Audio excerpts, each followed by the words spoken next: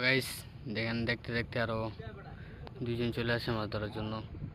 এখন যে জাল দেওয়া হয়েছিল, জাল দিয়ে মাছ ধরা হয়েছিল। আর এখানে আমার ফ্রেন্ড একটা উড়াইছে একটা।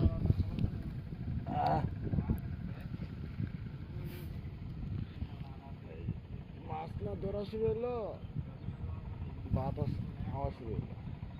না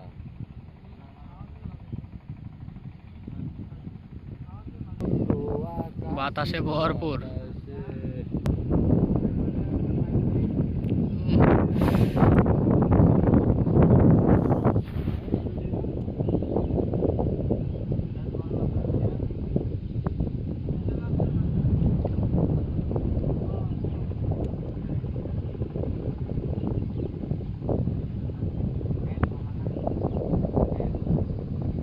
টেঙ্গুস খান ছিল, লই দৌড় দিছে।